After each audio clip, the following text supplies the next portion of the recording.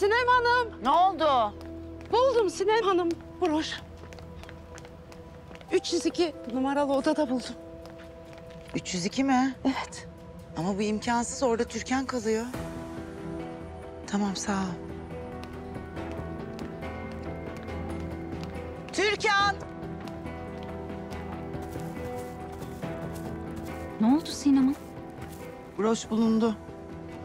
Öyle mi? Çok sevindim. Serkan çok üzülecekti. Nerede bulunduğunu duyunca daha çok üzülecek. Nasıl yani? Temizlik görevlisi broşu sizin odada bulmuş Türkan. Bu imkansız. Sarp yapmış olabilir mi? Ne de olsa çocuk sayılır daha. Belki bir anda şeytanı umdu ha? Asla. Asla yapmaz benim oğlum. Bu zamana kadar yatağa aç bile girdiği oldu da harama el sürmedi benim oğlum. Haklısın, özür dilerim. Biri bize iftira atıyor Sinem Hanım.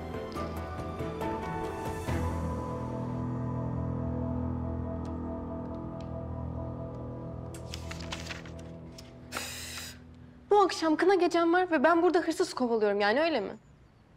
Diyorum sana uğraşma, götüreyim seni diyorum. İnat ediyorsun Alize. Olmaz. Sen o broşu ve hırsızı bulmadan rahat etmeyeceksin. Ben de edemeyeceğim. Bulduk baba, bulduk. Hırsızı bulduk. Nasıl? Kimmiş? Bu yeni gelen housekeeping var ya, Tülin Hanım. Onun odasından çıkmış broş. Ne? Ne? He, bizim temizlikçi abla bulmuş. Sinem Hanım da Tülin Hanım'a söylüyordu.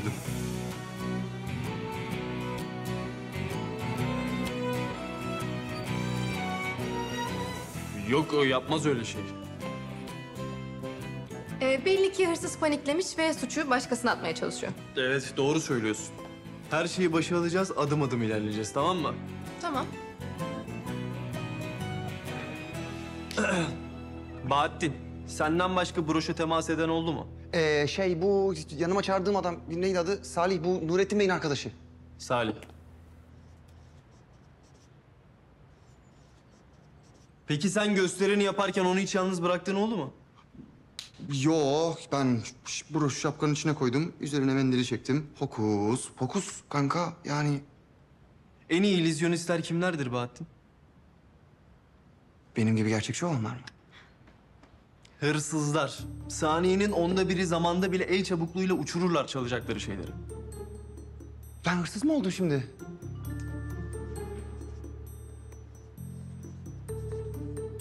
Kutular. Bu oda Salih Beylerin odası. Bu odada Türkan Hanım'ın.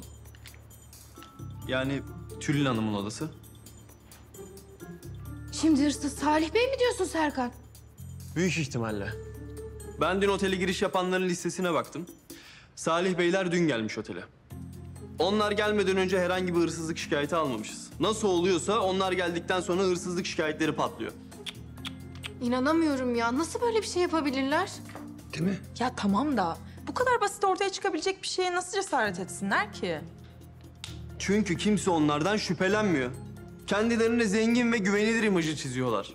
Bir de babam kınaya çağırdı onları ya. Alize, sen Nurettin amcayla konuş, göz hapsinde tutsun onları, hiçbir yere göndermesin. Tamam mı? Tamam. O iş bende. Gözlerim üstlerinde olacak. Cengiz, sen istediğin odanın anahtarını bulabiliyor musun? Ya tamam, onu ben hallederim. Sonuçta odalardan ben mesulüm. Tamam, güzel. İyi de bu adam çaldığı eşyaları odasında mı saklayacak? Niye odasına giriyoruz ki? Büyük ihtimal bunlar ailecek çalışıyorlar. Çaldıkları eşyaları çantaya koyuyorlar, çantaları da yanlarında taşıyorlar. Çantaları da kapkaç yöntemiyle alamayacağımıza göre dolaylı bir yöntemden halledeceğiz. Nasıl yani?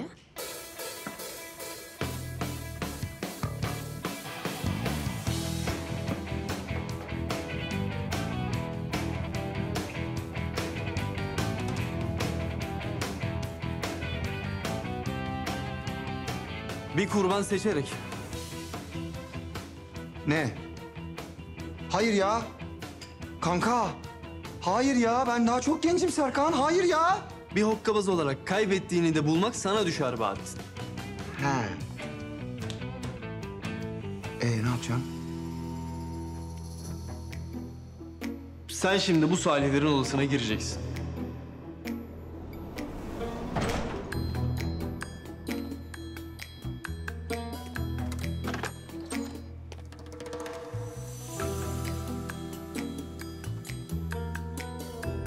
Broşu da oraya bir yere koyacaksın. Ama öyle çok oyalanmayacaksın. Broşu koyduktan sonra en önemli şey sana verdiğimiz telsizi oraya bir yere koyacaksın.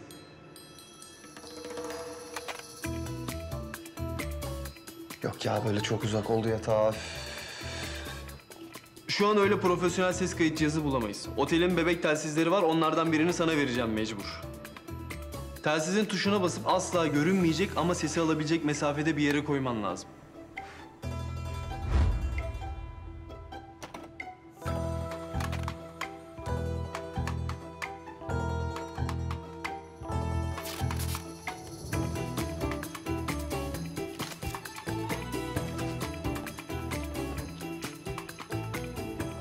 Bak burası çok önemli. Asla görünmeyecek bir yere koyman lazım Bahattin. Ulan vallahi Bond gibi adamsın ha.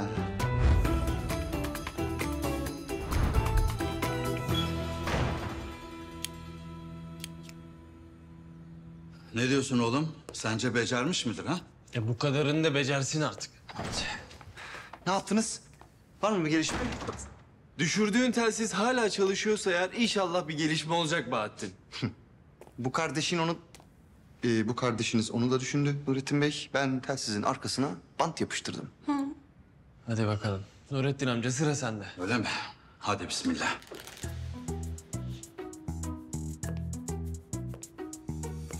Alo Salih, ne haber kardeşim? Ya bir şey söyleyeceğim sana. Bizim otelde bir hırsızlık olayları yaşandı da mutlaka haberin vardır. Hırsız mı? Yo, hiç haberim yok. Şimdi birazdan polisler gelecek. Bütün odaları arayacaklar. Sen yabancı değilsin. Hani özel eşyan falan vardır. Önden haber vereyim dedim. Ha, öyle mi? Çok sağ ol dostum.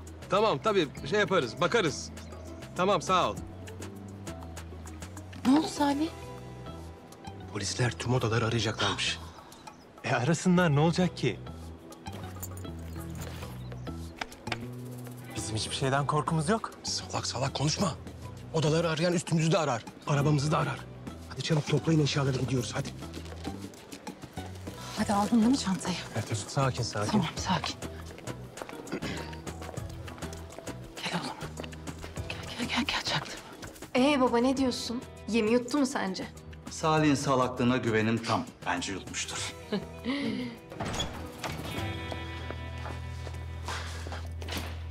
Bir dakika ses geldi galiba. Bu Nurettin var ya, 15 yıl önce de böyle saftı. Bana çok güvenirdi. Bütün sırlarını bana verirdi. Ne? Ya hadi çabuk hazırlanın, bir an önce polisler gelecek birazdan. Tablo niye böyle yamuk ya?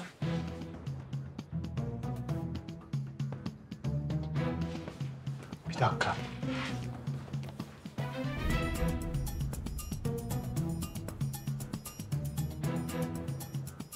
Bir şey mi yapıştırmışlar, ne buna? Evladım becer. Bir kere de bir şey becer.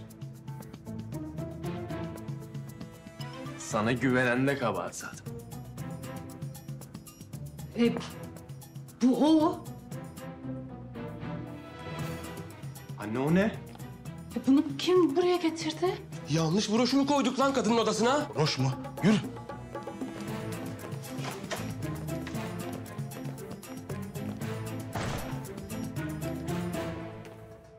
Baba yok, vallahi ellerimle koydum, bu oydu. Demek ki tam olarak koyamamışsın evladım. Sana da yazıklar olsun be Salih. Vallahi biz bir şey yapmadık Nurettin. Kadın gelmiş, broşu odamıza koymuş ya. Her şeyi kaydettik. Her şeyi. Diğer ziynetler nerede? Çantada mı? Buradalar.